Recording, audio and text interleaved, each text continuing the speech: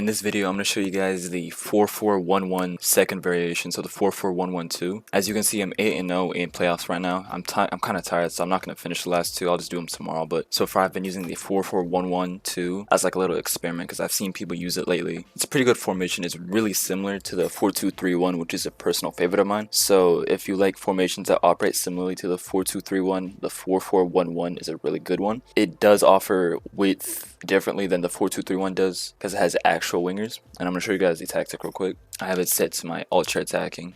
Before I continue to show you guys my tactics, I wanted to show you guys my Discord server real quick. If you have any questions regarding tactics or any FC24 tips, questions, whatever, anything you have in mind that you want to talk to me about, I highly recommend you join my server and ask in chat. I'm willing to answer questions, so just let me know. And from there you can see any future video notifications and things like that, or stream notifications, whatever. So yeah, link's going to be in the bio for that. And defensive style balance, 45 width, 71 depth. I'm sure you guys all know by this point, 71 depth is basically required for everything you do now this year. Until they get it patched, but until then, unfortunately, if you want to win, you're going to have to play 71 depth. If you don't, your team's just going to be way worse than the other team. It's really OP right now. Until it gets fixed, you have to use 71 depth. 45 width and balanced, I usually do that. I don't see much difference doing anything else. And build up play balanced and direct passing. The meta is also direct passing this year because it offers possession football as well as making those runs. So you get a mixture of everything that makes attacking easy. And we pick 60 width because we're going to be getting a lot of attacks through the width. As you guys know, the midfield in this game is just so far, it's really lackluster. You know, passing in the middle of the field is just not going to be easy right now. And you're going to be attacking a lot with your wingers. You're going to be beating your fullbacks, making those through runs. And unfortunately, yes, it means you're going to get a lot of cutbacks. But what are you going to do? It's either cutbacks or just don't score. So you're going to have to pick something. And yeah, 60 width for that purpose. You're going to be focusing more on beating the fullback. So you're going to want 60 width with this. And then I don't know why I have it set to this much. That's what I meant to have it at. So 6 players in the box. And then 3 corners, 3 free kicks. And then instructions, starting with the striker, you want stay central and get behind. You're also going to want stay forward. The reason why you have these is because with stay central and get behind, stay central keeps him in the middle of the pitch. I'm sure that's obvious. Get behind and stay forward, when you combine those two, it acts as like almost as like a counter to the 71 depth. So if you're playing someone else that has 71 depth, having a good striker with good attacking stats with getting behind and stay forward is basically going to do the best it can to give you space and push the offside trap as far as they can. Unfortunately, because 71 depth is so OP, this is only going to do so much, but it helps. So if you have at least one striker in every formation you have that has getting behind, stay forward, they can be focused more on pushing that defense back because they're going to be trying to make so many runs, and stay forward is going to keep them ahead all the time, so they're always on that defensive line creating pressure. So you're going to want to have this basically as often as you can. Your cam, you're going to want on all default, and with cams normally I like all default mostly because cam is like a position on the field where it's basically like a number 10 and it operates as like an extra player. So letting the game dictate exactly what this cam needs to do itself and letting the game AI do the work for you instead of having it specifically do something like, let's say, I don't know, like get into the box for cross, which is just gonna force it in instead of just doing it when it needs to. Having the cam on default is probably gonna be the best thing you can do, especially in a one cam formation like this.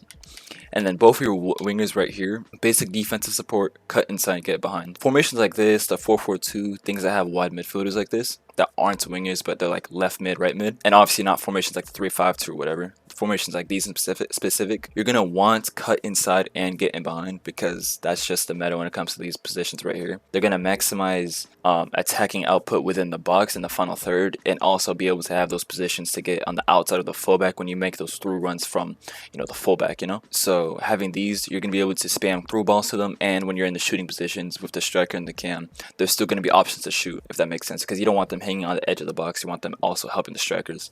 So this maximizes their output really. And then your 2 midfield right here, every time I have a midfield of 2 players, one's going to be on stay back while attacking, cover center. The other one's also going to be cover center but with balanced attack. You're going to want the midfielder that has better attacking stats on balanced attack, but you're also going to want to make sure that midfielder has well-rounded stats, and Modric is perfect for that. And then your fullbacks, stay back while attacking and overlap on both of them. The thing that I highly recommend that you do is the overlap part, because I've said this in previous video, it makes you wonder like, what's the point of overlap if you have stay back while attacking? Well, overlap makes it stay closest to the touchline as possible, because sometimes if you don't have overlap, you have mixed attack, even though you're on stay back while attacking, so they're not attacking. Sometimes sometimes because when you have it on mixed attack, it's going to figure out a position that it thinks your team needs. So sometimes if you wonder why your fullback is in the midfield or something like that, like all the way towards the middle, it's because of that. So overlap keeps it closest to the touchline. So that way you don't have to deal with getting through ball spam because your fullback isn't there. So put on overlap on both your fullbacks with stay back while attacking on both of them as well. Center backs, we never touch those, and goalkeeper. A lot of people use comfort crosses and sweeper keeper. I've stopped using that lately because I've noticed that even without taking my keeper out myself, he's gotten chipped a lot. So I just use balance. I don't think I've seen a benefit of using comfort crosses and sweeper keeper. I think balance is perfect. Some things to keep in mind when you're playing this formation in game is to try to avoid trying to build up through the midfield. This is some rat gameplay that I'm suggesting you right now, so I'm sorry, but again, if you want to win, just follow the meta and follow the rat gameplay, because this year, trying not to play like a rat is really, really difficult, because with cutback spams and everything. Another cutback! You really have no choice if you want to play at the best of your performance. So trying to build up through the midfield is going to be really difficult against 71 depth.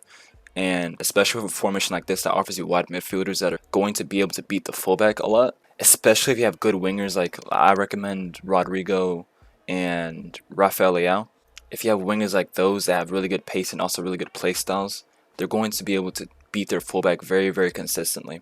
So if you spam those through balls to them, you're going to get a lot of opportunities to get a straight attack instead of trying to build up to the middle. I'm sorry if you prefer formations that do build up to the middle, because this formation is not really what I would say is that. But again, with the meta this year, you're gonna have to try it. You're gonna have to try the fullback spam. I'm sorry, but it's how it is this year. Until they get it patched, as much as I like build up through the middle and slow tiki taka, it's not going to work with this formation, and it's not going to work with many formations this year. So just keep that in mind when you're attacking. Just make sure you're attacking as much as you can through your wingers and beating the fullbacks on dribbles. And then from there, obviously, it sounds like you're going to have to do a cutback spam, but it is what it is, man. You got me in the middle? No! Hit that first time! I don't let it go. Oh my god.